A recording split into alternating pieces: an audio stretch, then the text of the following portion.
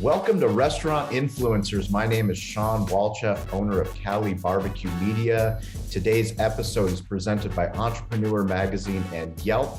And our title sponsor for this show is Toast, which is our primary point of sale partner. In life and in the restaurant business, we learn through lessons and stories.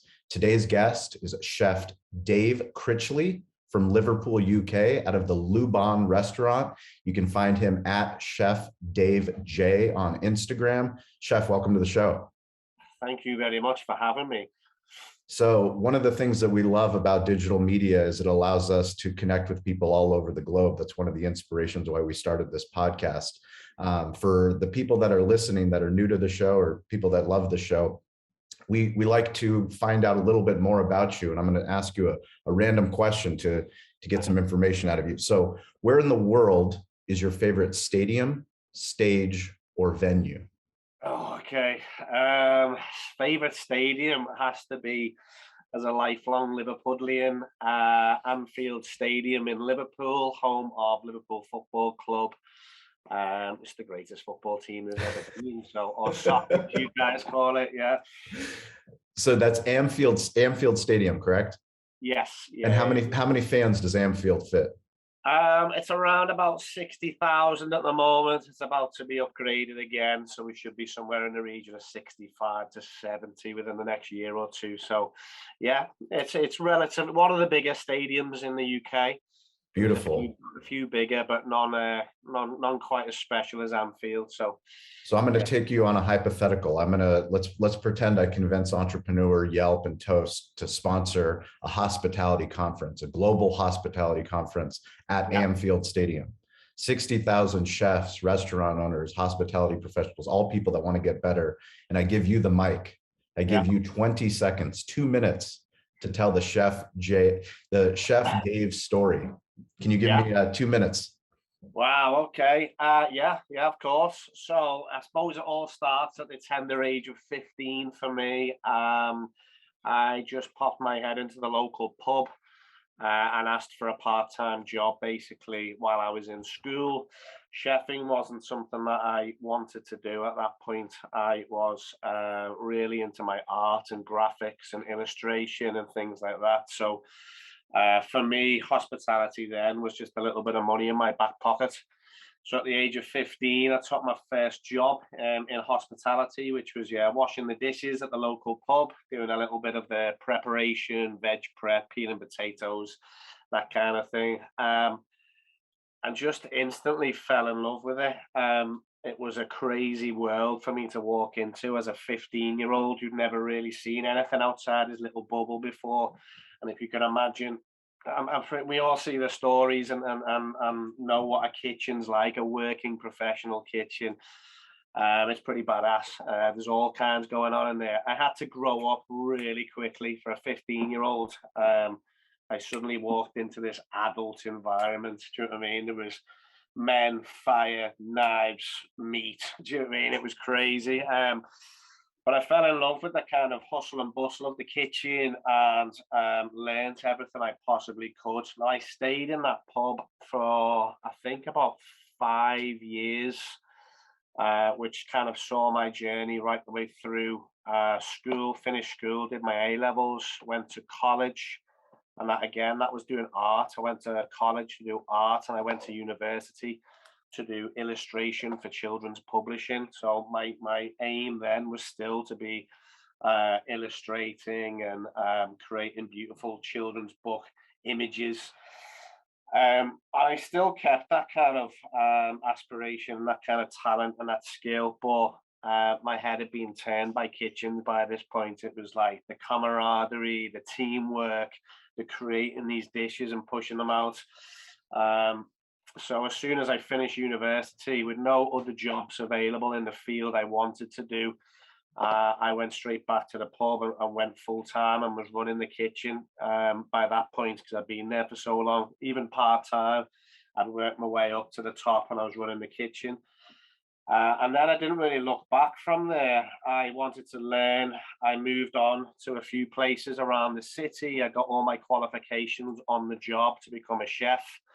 It was something that I'd fallen in love with. Now I kind of put all the artwork on the back burner, pardon the pun, and then just started learning and learning and learning and trying to work at the best places I could. Um, Fast forward 25 years, 25 years.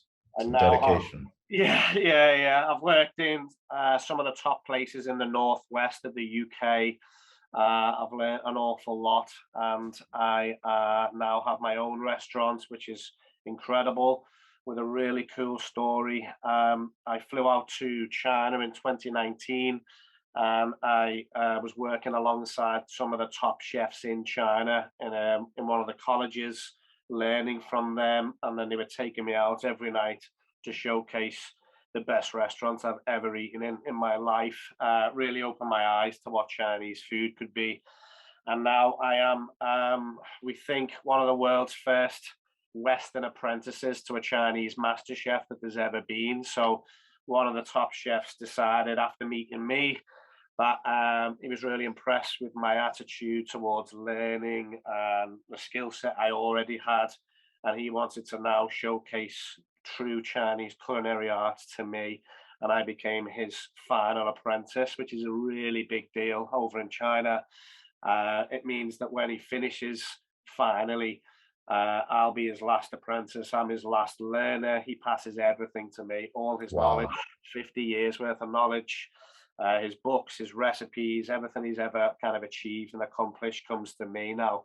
And it'll be my job to then kind of spread that knowledge out through my people and my networks to, yeah, through the UK. So that's kind of a big deal. So Wow. I'm doing modern Chinese cuisine now in the middle of Liverpool, UK, which actually has really strong ties with China, historically, trade routes, etc., etc.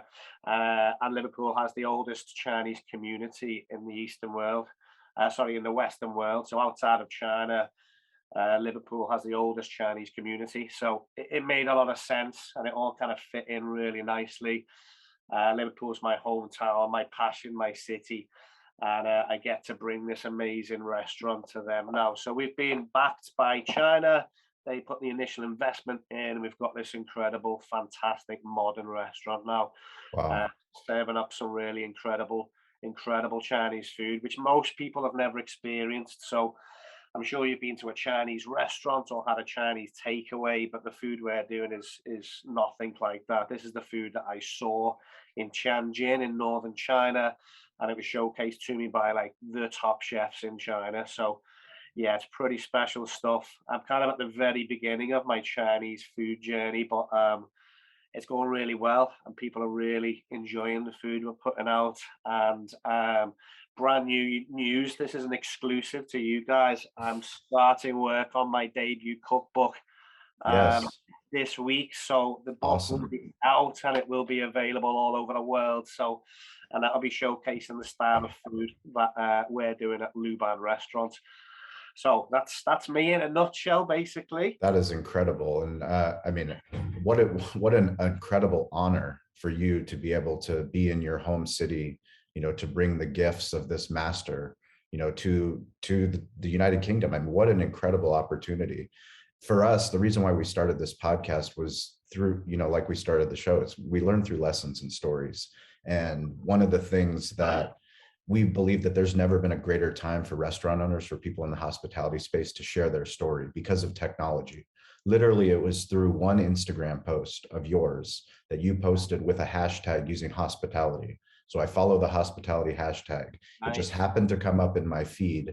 I went on your profile. I started looking at the content that you were putting out, and I found your Instagram lives. So Yeah. you've been going live on Friday at 2 p.m. on Instagram Live to talk about mental health in the hospitality space. Why have Yeah. you been doing that? So it's something that kind of appeared on my radar. I've not necessarily, well, as far as I'm aware, I've never struggled badly with mental health, but I have seen people around me really struggling with it. My social media platforms have grown quite dramatically over the last 2 years for various reasons. I have been pushing them hard. Like you said, it is the time, it is the age of social media, and I've connected with a lot of people around the world, and I've been speaking to a lot of people around the world. So I wanted to use my platform to help other people as well. So people will come to me who don't really feel confident about talking and leave me with a topic, and we will talk about the topic. And those people can watch in their own time, anonymously. No one has to be aware of whose the problem is or whatever. And I'm just trying to take away all that stigma away from mental health, and hopefully encouraging more people to come out and talk about problems and issues, because I feel that is something that's been holding hospitality back for a long time, is the way we deal with problems, such like mental health, stress, bullying in the workplace. There's a lot of things that need to change to make hospitality a better environment, and will encourage more people to come into the industry. It's been a really tough few years because of everything going on around the world. So hospitality needs to come back fighting, and we need everyone we possibly can. So in my brain, if we can make it a much nicer environment, historically it has been seen as quite a really tough industry, not nice at all, not good if you've got any kind of mental health issue whatsoever. And I want to make it a nicer place. I want people to enjoy coming to work, enjoy being part of hospitality again, because yeah, that's what's going to help us survive and move forward as an industry. It should be an attractive industry for people to come to. Yeah, you should want to become a chef, or you should want to become a bartender, or even a manager, or waitress, a career waitress. Brilliant. Do you know what I mean? We need people like that. We need people who are driven and want to do this job and have a passion for it. So hopefully we can, yeah, open the doors a bit more, put our arms around everyone and get them in and say, this is a great place to work. This is a great industry to be part of. And that way we grow as an industry, and hopefully we survive as an industry. So that was a lot of the thought process behind it. So every Friday we'll talk at 2 o'clock, just for 15 minutes. We'll talk about one topic that someone might have yeah, raised to us, or something that we think is really important, and that can be loneliness, that can be drink and drugs related, that can be, yeah, stress, that can be all kinds of things that are all associated with mental health. And hopefully by breaking down those barriers, we can encourage more people in, and that's it. Well, I love that, and I applaud you for doing that. You know, I'm a restaurant owner, I'm a bar owner, I'm also a recovering alcoholic. We talk about alcoholism, we talk about recovery, we talk about mental health on our podcast and our content, because it is important for people to know that it's okay to struggle. You know, this stigma that we have, and this badge of bravery of clopening the restaurant, and you know, burning the candle on both ends and working 365 days out of the year. You know, there becomes a tipping point. You've seen it in your career, I've seen it in my career, and that's why I really applaud you. And I hope that anyone that's listening to this podcast understands the amplification of technology to become the voice of the village, to use a platform like Instagram the way that you are. Anonymously, you're giving people a chance to answer their questions, to have a leader in the community go out and talk about difficult topics that typically aren't talked about. Yeah. You know, typically it's the badge of honor. Oh, you know, you came into work hungover, and you know, how many days in a row are you hungover? When you're not actually addressing the underlying issue. So, you know, thank you for doing that. What advice would you have to somebody that has an Instagram platform and wants to start actually using it to get better engagement?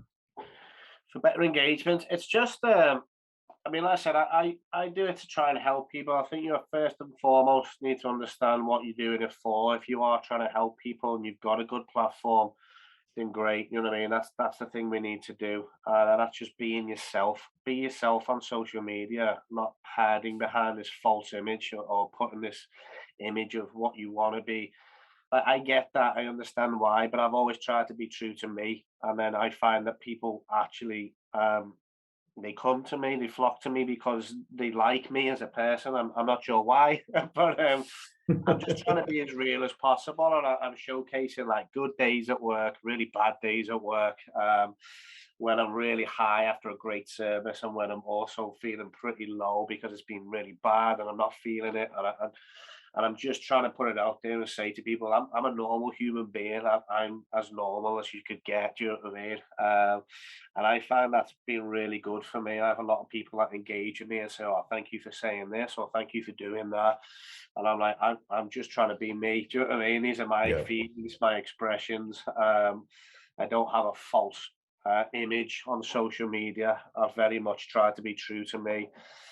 I try to break down a lot of boundaries. So yeah, there's a lot of chefs out there that'll just always have this face on it. It's everything's perfect and this is pristine. Everything has to be right. And I'm like, you need to have fun when you're in work, man. Like lighten up a little bit. You've got to bring joy. You've got to be you've got to be passionate. You've got to feel joy about what you're doing. You got to be happy. Otherwise, what's the point? Why are you doing it for? So, my piece of advice for people who want to engage or want to get more engagements is being yourself and Yeah. don't be scared to showcase like the real you because that's far more interesting than this kind of fake false image. So Yeah. just be you guys. You know That's what I mean? incredible, incredible advice. When I think of a kitchen or a busy restaurant, you always think of all the funny moments in the weeds, when the shit is hitting the fan.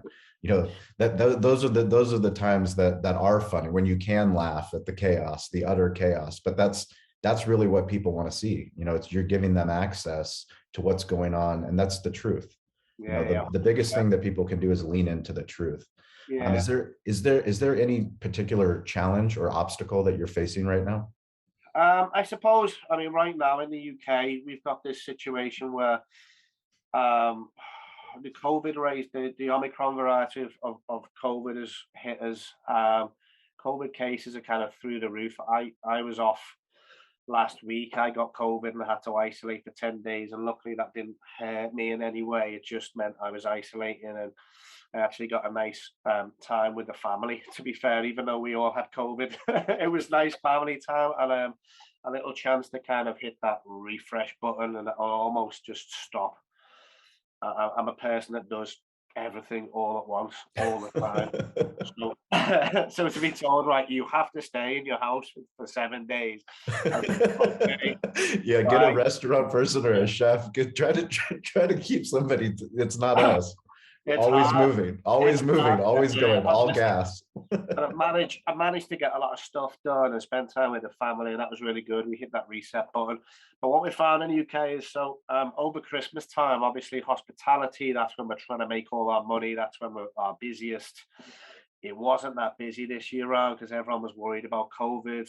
The government was coming out with kind of mixed messages. It was like, right, we want you still to go out, but if you do go out, be really careful who you're mixing with. And it was like, we were watching cancellations just plummet, bum bum bum bum bum. The bookings were just they were just dropping day by day. We lost 25% of our bookings over Christmas. So it was still a good month for us, a positive month for us, but it should have been so much bigger and better. And now we're going into January. And normally you want to be going into January on the back of a really big kind of Christmas time. You're riding that wave of like, that was fantastic. We made a lot of money. And this time there's a lot more uncertainty. So hospitality in the UK is at like a real uncertain point at the moment. We know it's going to be a really tough year again. It's been 2 tough years. And we opened, specifically us, we opened November 2019. Obviously by March 2020, we were locked down. So Yep. probably the worst time to open a Chinese restaurant was when we did. Yeah. So Yeah. um, but we just have to stay positive and we need to keep pushing on and we keep just keep driving forwards and trying new things and trying to encourage the public into our restaurants, showcasing that we're a safe environment. You can come and have fun and have your meal and be safe because we're following all the precautions. So that's the challenge at the moment. It's just this uncertainty within hospitality. Certainly for our kind of hourly paid staff, they're kind of looking, going, okay, is there going to be plenty of hours for us? Is there going to be the tips there? What's going to happen?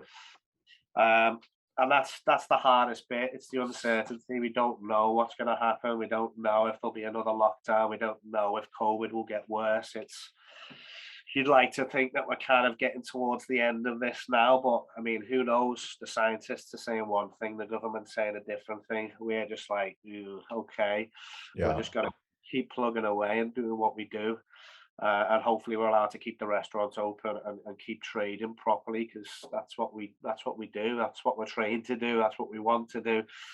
Yeah, so that's our major challenge at the moment.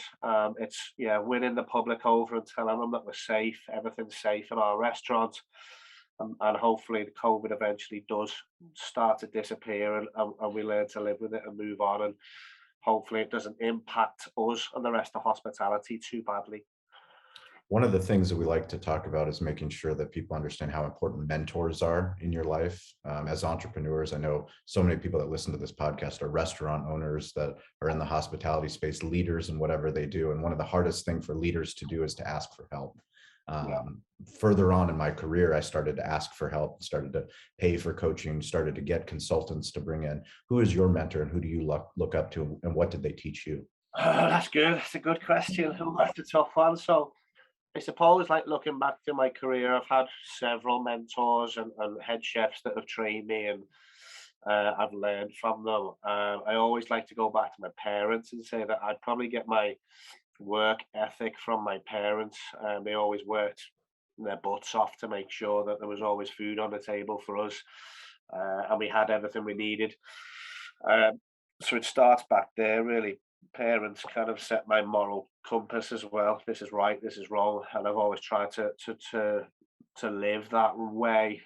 More recently, I suppose I've done the same. I've reached out and I've got a coach now who I'll speak to once a week, and it's more the fact that I have someone there just to speak to and vent Yep. to and get stuff off my chest that So really helps. business coach or restaurant coach? He's more of a life Personal coach, I would coach, life say. coach. Even Yeah. And it was him that kind of came to me and said he saw that I was doing lots of like stuff in the community and charity work, and especially through lockdown, we did a lot of work trying to get food to people who really needed it in the communities. And he kind of said to me, I've seen what you're doing and I want to give something back to you. Do you know what I mean? He said, so we speak to each other every week now. And he just kind of, I get everything off my chest, and that's been really good for me to help me focus as well. Yeah. So he is a trained business coach, Mhm. but his main priority for me is just making sure my head doesn't explode with everything that's going on, and trying to balance the restaurant and what's going on in hospitality and all the plans that I have moving forwards, and also family life and social life and everything else like that. So he's been a very good guide for me in terms of just mentally resetting. Yep. And I've got my directors, my business partners, we speak all the time, and they are good guys. And together we form a pretty formidable team. So we're all learning from each other every day, which is great. So, yeah, a lot of people in a life, and I think it is important, like you said, that you do ask for help and you do reach out, because there's always someone who's better at you than something. Do you know what I mean? Yep. And there's always something that you can be learning from someone else, whether that's your kitchen porter, your brand new kitchen porter who comes in and shows you the best way to wash a plate or whatever it is, stack a Yep. plate. You may not have seen that before, and his way has just saved the company a few quid every hour. Yep. Do you know what I mean? Which Yep. racks up to a lot of money at the end of the year. So whether it's that person coming in or this brand new whiz at business who's coming in to show you how to save millions or make millions, equally as important, you're learning something from that person, you're learning something from that one. So my advice there would be speak to as many people as you can and try and exchange knowledge with as many people as you can. And that's how we learn and grow as people, I think. So yeah, that was quite deep, wasn't it? Yeah. No, that's good. That's good. My mentors are kind of everyone around me, and that might sound a bit cheesy, but there's always my family, my friends, my work colleagues. I'm always trying to, I lean on all of those people for support all the Yeah, time. no, So, that's definitely not cheesy. Being a curious no, person is knowing yeah, that we don't know everything, and we can learn from anybody that we interact with. But I love the fact that you have an accountability coach. You know, it's one of yeah, those things that until you have a coach, until you pay for a coach, until you bring a coach into your life, you don't realize that, you know, you're not alone and somebody's already been there. You know, you can bounce these ideas off of them and they can give you great actionable advice.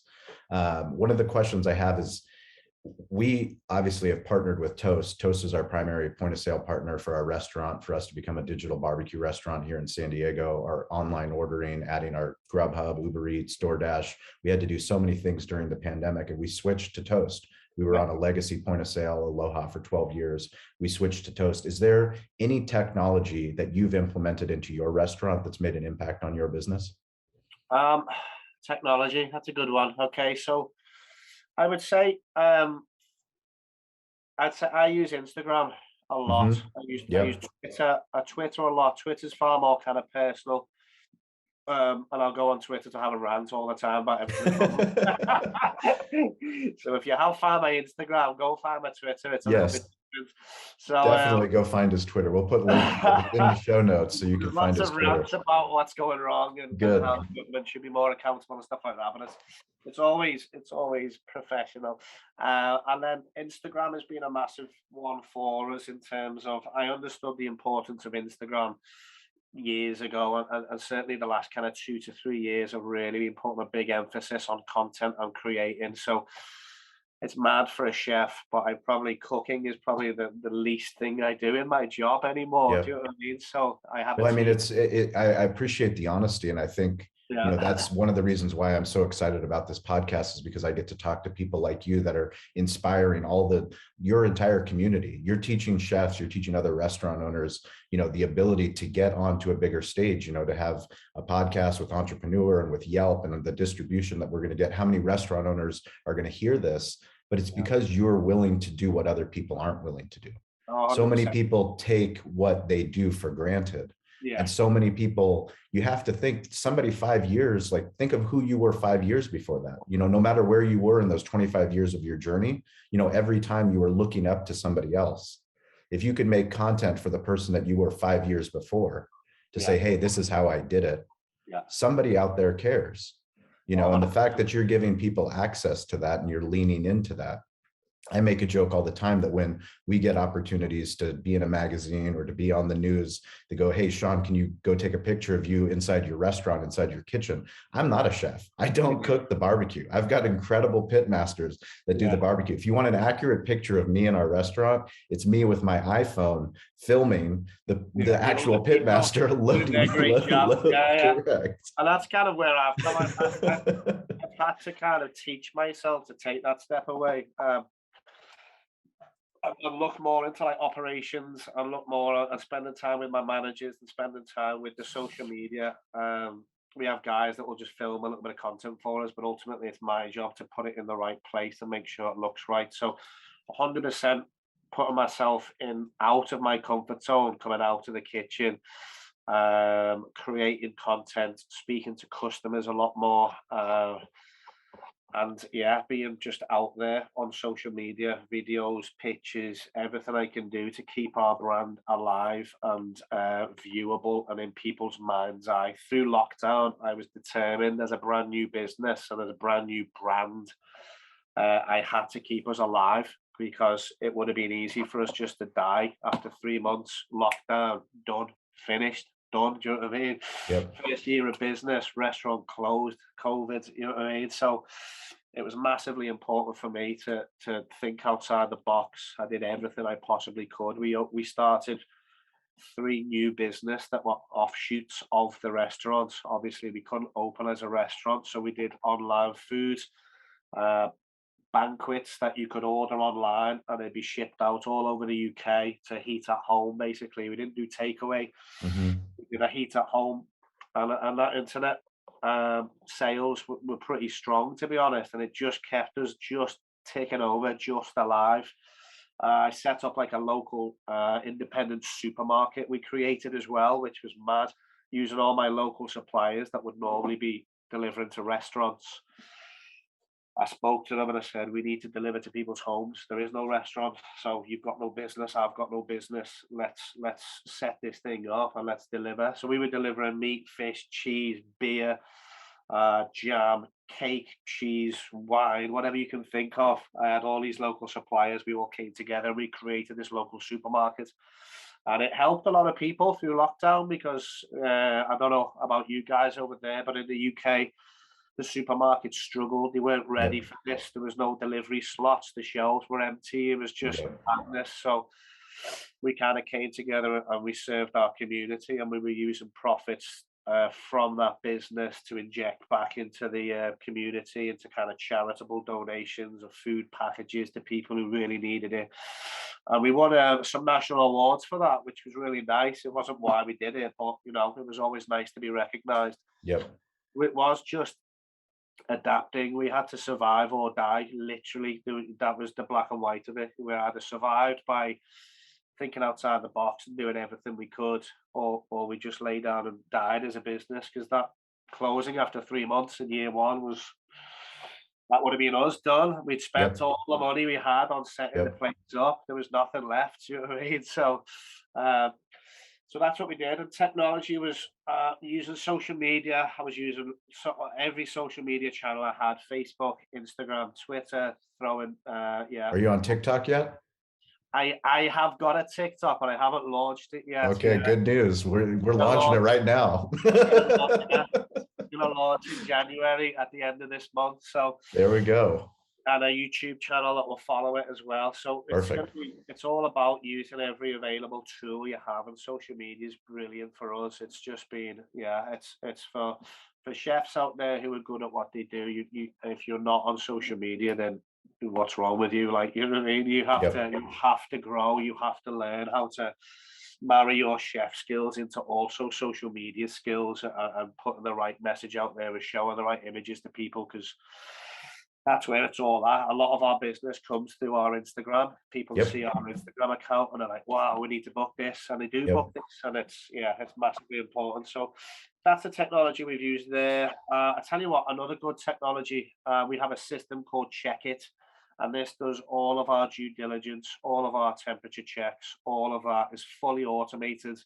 So there's a box on the wall, all these magical lights flickering away. And what that's doing is taking and recording all the fridge temperatures in the building every hour on the hour, and record Wow. yeah, and it saves us so much time. There's a little like handheld pad, like a little mini tablet. You come in the morning, you do all your opening checks. It gives you a list of everything. You do all those. There's another set to do kind of mid-afternoon, and then there's one in the evening time, a close down, and it all gets yeah, backed up onto a cloud. There's no paper, and that's been brilliant. That is not cheap to set up, but it has been worth its weight in gold, because Yep. that is a serious bit of kit that will save you a lot of time, effort, and also we had our first hygiene audit.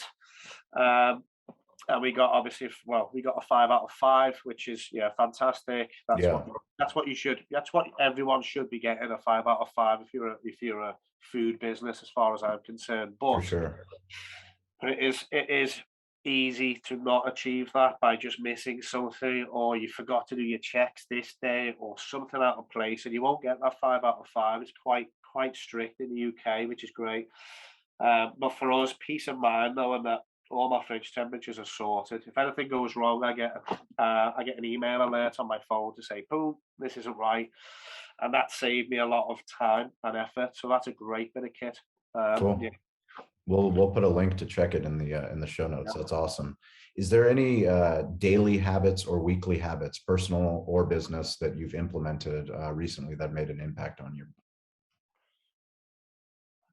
Personally, I just make sure I'm fit and healthy. I've got a personal trainer. I see her once a week. I eat healthy, and that ways I can try and keep myself, yeah, mentally fit, physically fit. I don't really drink. I might have a glass of wine with the wife at home, but I don't go and drink after work ever. That's just something that I've seen how that destroys people, and it's something that I've always say, right now, and go home at the end of the night, even if it's been a busy night. It will be right. Here's the beers for the staff. That's one each. That's all you're Mhm. getting. And Yep. I'm off. I'm home. I'm getting in my car. I'm driving home. Do you know what I mean? Because that's not Yep. what I want to be doing. It's okay for them. They're younger. They have less responsibilities. For me, it's a no-no. Work wise, we kind of we're a 4-day working week. I think that's been really important for us. We close 3 days a week. and that enables all our staff to have proper rest time and downtime, and also have a life outside of work. So, hospitality, how it can consume everything. Even you don't have time to pay your bills, you don't have time to do this, you don't have time to get that fixed, you don't have time to do this, you don't have time for your relationship. So we decided, right, 4-day work a week, Thursday to Sunday, Monday through Wednesday we're closed. So most of our staff have those 3 days off. That's to awesome. Rest, recuperate, and get your shit done. Do you know what I mean? Yep. Get everything done that you need to get done. You've got half a week to do it.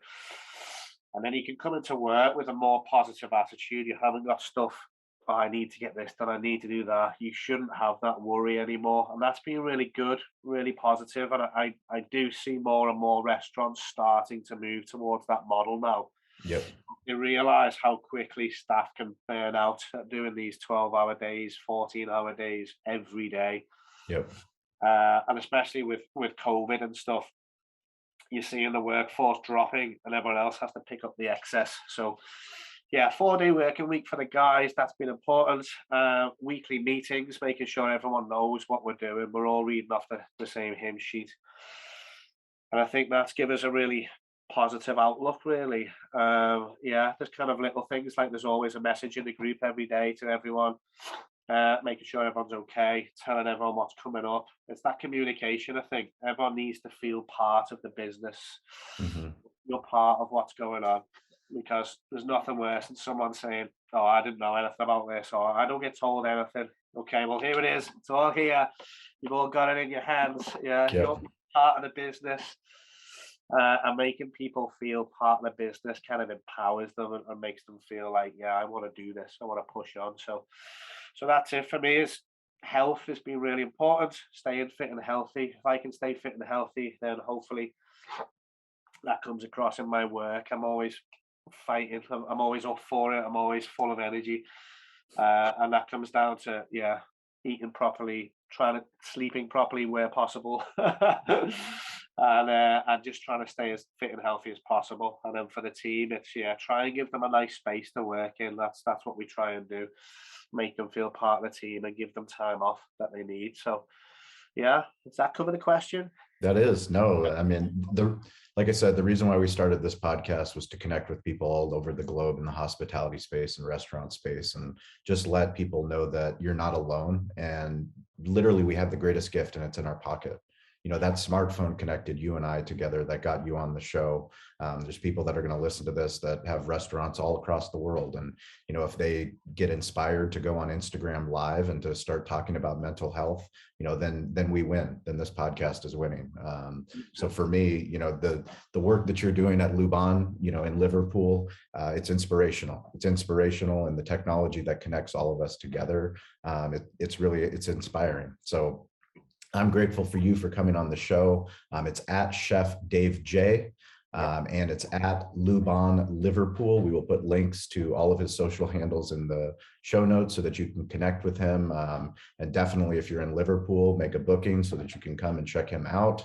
And if we ever get that conference, that hospitality conference, Anfield, make it happen in your stadium, I'll make it happen. Don't discount the little barbecue shop in San Diego and doing big things.